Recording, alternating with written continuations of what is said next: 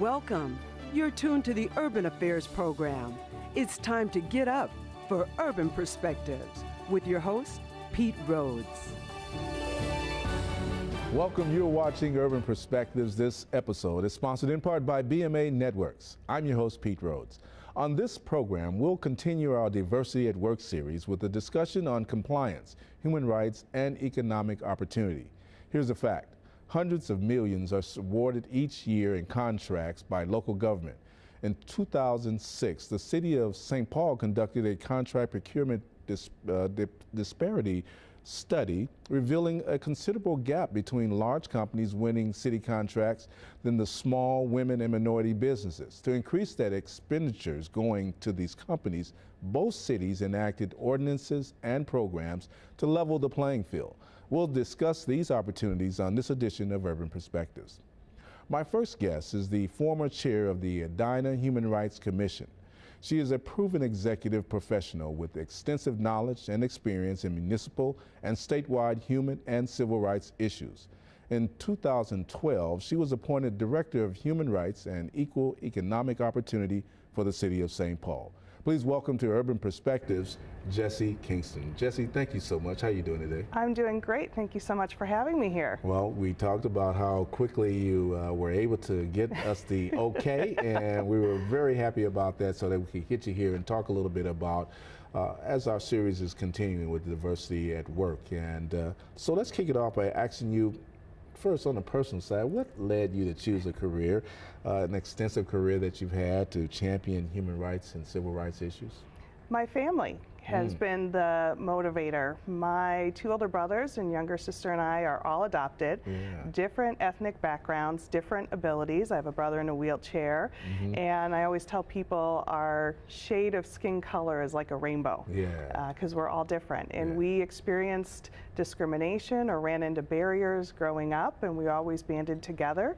And I knew I didn't want people to go through what we did when I was growing up, and that really sort of put me on the path. And my mother was a big champion also, and she was a person out protesting in the 60s and even today protesting against wrong things. So. That is great. That's a great story. That's a book.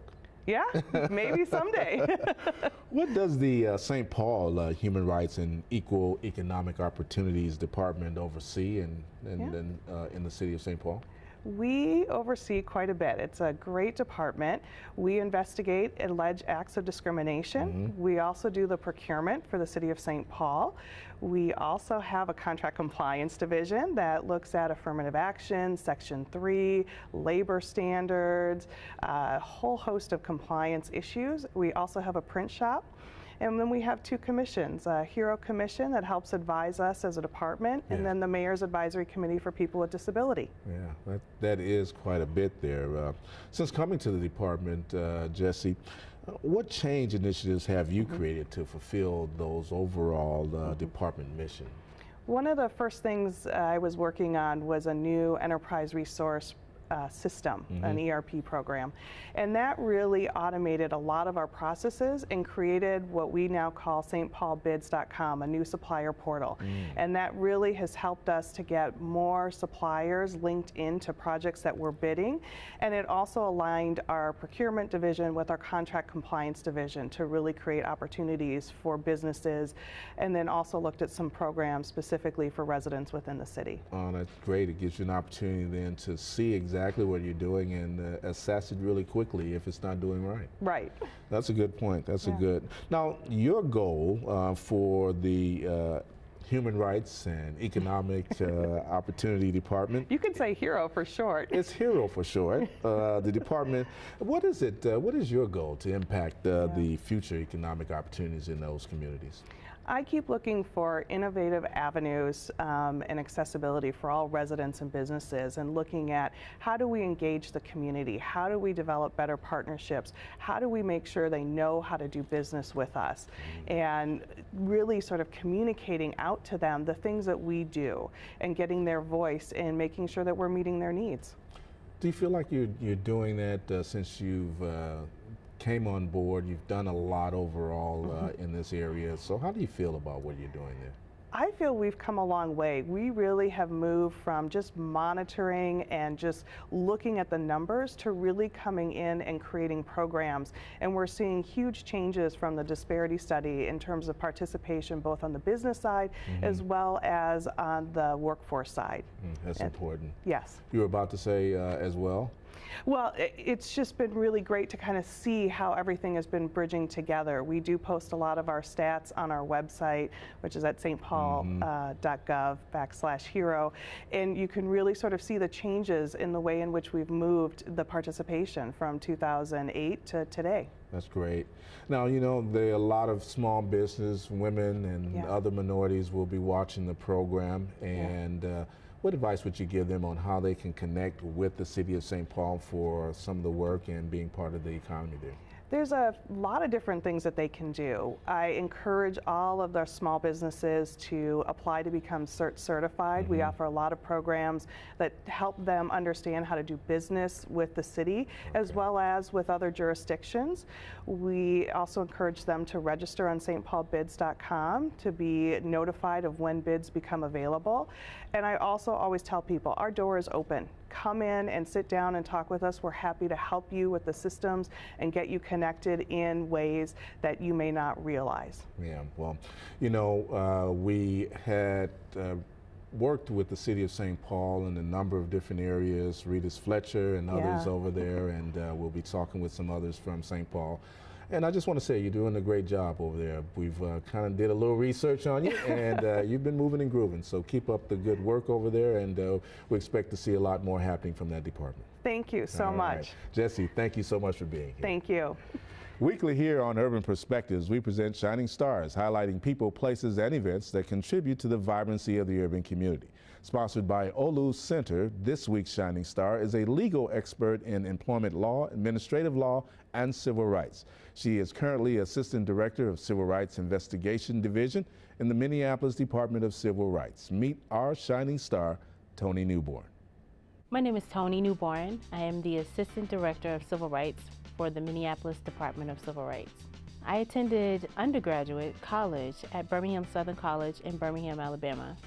And then in 2004, I attended William Mitchell College of Law, which is in St. Paul, Minnesota. You know, when I was in high school, I wanted to be a fashion designer. And in order to be a fashion designer, you need to learn how to sew or have some sort of interest in art or, you know, painting and that sort of thing. And I didn't have either one of those interests. And so I asked my parents, my dad specifically, what should I be? And my dad said, you know what, you should consider being an attorney because you like to argue and you're loud at times. So my dad was my inspiration, and I started to pursue law in undergrad, in college.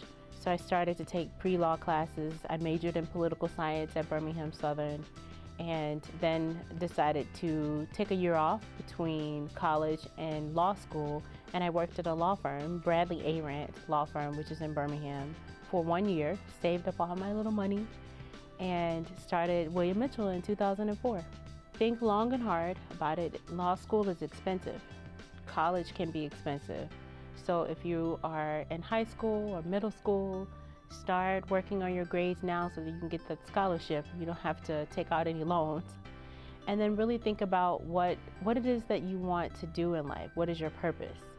And what will make you happy? Not everyone else, but what will make you happy? And start to form your decision and your path that way. But create a path, because any road will lead you and will take you anywhere.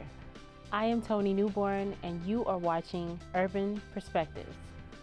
Well, thank you, Toni Newborn, and I hear that Toni Newborn has moved over to St. Paul to work in the Heroes Department and Human Resources, so we appreciate it so much for her being here as our Shining Star.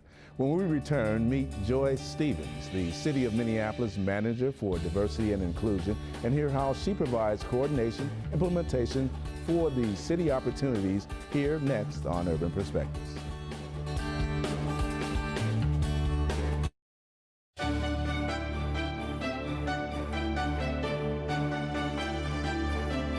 Welcome back to Urban Perspectives. In this segment, we will look at the city of Minneapolis, the Equity and Inclusion Department. And joining us is Joyce Stevens, a former healthcare business analyst, as well as a community organizer. She has both a BA and an MA degree from the University of Minnesota, and as Diversity and Inclusion Manager, her mission is to assist Minneapolis in developing processes to expand contracting with women and minority-owned business. Please welcome to Urban Perspectives, Joyce Stevens. Joy, how are you doing? I'm doing very well. How are you? I'm good. I'm good. We had an opportunity to meet one-on-one a little while back at a press conference, and I looked at your card then. I knew that we needed to get you on as part of this diversity series, so thank you so much for being here. Well, thank you for having me. Yeah. So let's kick it off by saying, what exactly and when was the Minneapolis Department for Diversity and Inclusion created, and how do you think it'll create opportunities? Well, in the 2015 budget, the mayor asked for some staffing around equity and inclusion for the city, which is designed for 2015, which is designed to help the city really move that work forward as it relates to who it is that we can be both inside of the city and outside of the city. So my responsibility is looking at the city enterprise, and so working from beginning to end around decisions we're making on hiring or on who we do business with from a contracting standpoint, and as well as looking at inclusion, like how are we including the community. Yeah. And making sure that we have diverse representation of the voices in boards and commissions and in other places where we're shaping policy. I see. I know it's a big push for Mayor Hodges' diversity and inclusion in our community, and so I'm sure she's expecting big things out of that department. Yes, absolutely, and not just Mayor Hodges, but we also have City Council, and I'd be remiss if I didn't just lift up some of the leadership that's happening at the department level as well. There's a tremendous amount of innovation and thought being put at all levels of the organization around what it is that we can do as a city to help address racial disparities. That's great. Now, what kind of relationship are being developed, Joy, to create business partnerships that will in turn help with the inclusion that we need within this community?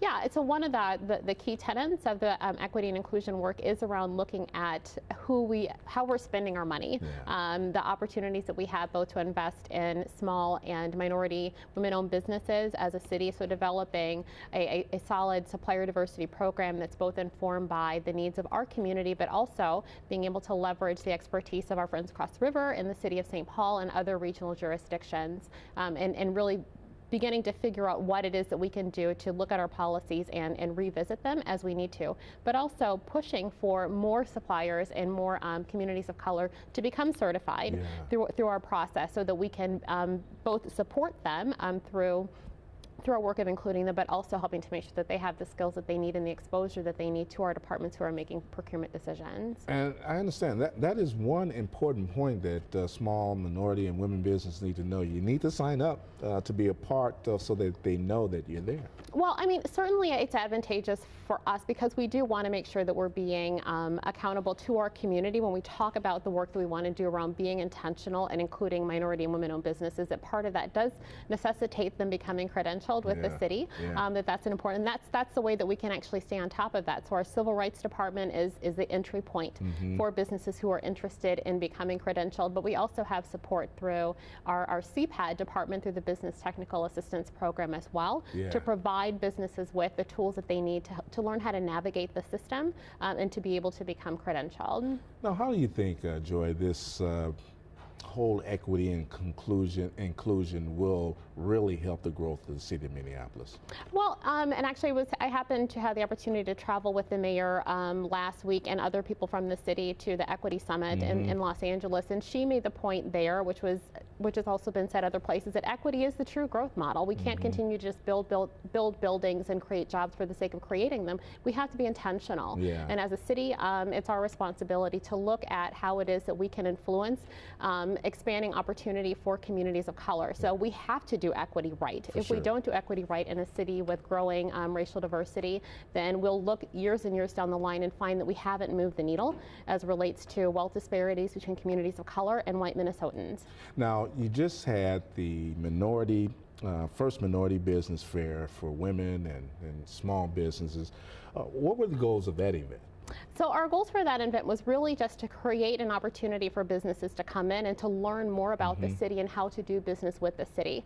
And we had hoped that maybe we'd get 100, 150 businesses represented there, but quite frankly, the turnout really exceeded our expectations. I mean, it was 300 or so. Exactly, it was about 300 people that showed up, and it was a very professional, well-run event, and it provided people with really concrete ways to really learn more about the city, because we're very serious about the ways in which we're doing that.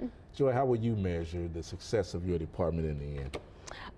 You know, ultimately, the success of my work is really about just how well as a city we've adopted a culture around racial equity. This work has to not just be something that's driven by electeds, but something that's owned by the department heads in the city of Minneapolis, and that's ultimately received through our constituents, the people who live in the city, the people who do business in the city, and our visitors that can look at the city of Minneapolis and say, yes, we're actually serious about that work that we're doing, and we've got a really solid foundation upon which to build. We've got some room to grow, but that's how I'll measure it, both in how people are seeing us and how they're talking about the city of Minneapolis and the seriousness with which we're actually doing the work. Well, they got a great representative for the department. We wish you all the best as you get out there and hobnob and shake hands and make the moves that are necessary to bring inclusion and diversity as a part of our true meaning here in our city. So thank you so much for being here, Joy. Well, thank you for the opportunity. All right, Joyce Stevens with the City of Minneapolis. Joining us next is a young mover and shaker who manages small business inclusion programs for the City of St. Paul. She'll discuss her advocacy for local, small, minority, and women-owned businesses. Meet Tisidra Jones on Urban Perspectives next.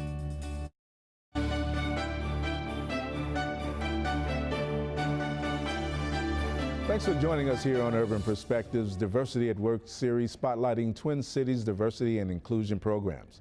My next guest's passion is pursuing social justice, law, and education. She currently manages the City of St. Paul Small Business Inclusion Program, and her goal is to help those with a vision and a dream gaining access to the tools needed to be successful participants in St. Paul's economy. Welcome to Urban Perspectives, Tisidra Jones. Tisidra, how you doing? I'm doing well, thank you. We met at our church, and you had great words to talk about the importance of diversity and inclusion to the congregation. So we had to have you here to talk a little bit about it. So thank you for being here. Thank you. We'll start with just saying what are your duties over there as a St. Paul Small Business Inclusion Program that you work with? So with my program with the City of St. Paul's Vendor Outreach Program, that's our local ordinance pertaining to small businesses. So I enforce everything that comes from that law. So if we're changing the law, we're updating it, we're trying to connect the community with ways they can intersect with what we have on the books. That's what I'm doing. In addition, I manage what's called our CERT program, which is the local certification program for small, minority, and women-owned businesses. And so that's not just the City of St. Paul, that's Hennepin and Ramsey County as well fall under that umbrella of CERT. Yeah, that's great. Now, how is the department, Tisidra, improving diversity, you think, in Minnesota and St. Paul and Twin Cities workforce, and getting them contracts with the wide range of the minority businesses that are out here? I would say specifically for our department, the Human Rights and Equal Economic Opportunity Department within St. Paul, what we've done is we've connected our procurement and our compliance under one roof. I see. So oftentimes those are separated out into different departments or divisions, but within our department, we have us in the same office. So from the front end, we are looking to include our local small businesses. So it's a term in every single contract in the bids. They have to make sure that they are including how they're going to work with other local small businesses. And if they're not, then those bids are deemed to be non-responsible. You know, I often talk to our guests who are doing very important work, and all of them are. How did they choose this career, this line? How did you choose this career path for human and civil rights and some of the other things that you're now doing? Well, I would say, honestly, when I was a child, I recall I was probably around 6 years old. My father asked me what I wanted to be when I grew up. And I remember saying I wanted to do everything. Why not? Exactly, why not? And he said I couldn't do everything. And of course, being who I am, I said, well, I'll show you. But I decided to separate out into 3 buckets. I wanted to become an artist of some sort because I believe that art had the power to get people into the room. I wanted to be a lawyer because I believe that law has the power to change situations and circumstances. And then I wanted to be an educator because I believe that, okay, if nobody wants to listen to the art or the law, if I can teach you what's really going on, then maybe I can change the way you're thinking to make this world a better place. Yes. And So I've been able to do those things. So you are doing everything. I am doing all those things. How would you tell us that the City of St. Paul enforces the compliance that you talked about and their contract goals? How does that work? Well, I'd say again, it looks at the model. So we start with procurement and including in terms of all of our bids, the terms for our small business inclusion become a term of those contracts. Oh, I see. And so on the front end, we're ensuring that folks know this is an expectation. Then once a vendor is awarded that contract, then we are monitoring for compliance throughout the entire life of the project. So if at any point they're not meeting the goals that are established, then we say, hey, what's going on? You need to submit good faith efforts. Tell us the story of what you've done to really include our local small businesses. And if you aren't, we're going to continue to investigate and dig deeper. And I do have to say that to that end, from 2008 to 2014, we have increased the amount of dollars going to our local small minority and women-owned businesses. In 2008, when we had that first study and audit, we were awarding overall about $4.8 million to local small businesses, just over $1 million to minority, just over $1 million to women. However, in 2014, $180 million went to our local small businesses. Fantastic work. Now, what is the most important, or I'm sure they're all promising programs available for the businesses, you think? I would say that for business to get plugged in with the CERT program would be a fantastic thing for a business to do. First off, it's free. It just takes your time. For a small business, we know that that is a difficult thing to sacrifice. However, with the CERT program, again, it's not just the City of St. Paul, it's Hennepin and Ramsey County, 13 counties in Minnesota, 2 in Wisconsin. So we'll bring businesses into our monthly workshops that we do at Rondo Community Library, where they could get their application submitted to get certified. They can get registered on the City of St. Paul supplier portal so they can find out about opportunities to contract with the city. They could also get registered on Ramsey County's Demand Star, which is how they find out about opportunities to contact there. We also bring in some of our community partners like SCORE and Legal Corps, so if they need to sit down with an attorney to ask questions about contracts or what they should do, they have that space to do that, as well as to connect with a SCORE mentor. So we try to make our outreach a one-stop shop so that in an hour and about 12 minutes, we timed it, a business could get all of this done and be in a good standing to move forward. Well, that is fantastic. We'll certainly have links on our website at urbanperspectives.tv to connect with that department, and you're doing a fantastic job, all of it. So thank you so very much to Cedric Jones for being here on Urban Perspectives. Thank you very much. I'd like to thank our sponsors and our guests for being here and joining us on Urban Perspectives. And I want to remind you, you can visit our website at urbanperspectives.tv for information on our guests and for links to previous broadcasts. And you can post your comments and like our Facebook page. Also, remember, there are so many amazing people and positive stories in our cities. Watch for them right here on Urban Perspectives. Now enjoy the photos of the week featuring Urban Ventures Fall event. I'm Pete Rhodes, and I'll see you next week.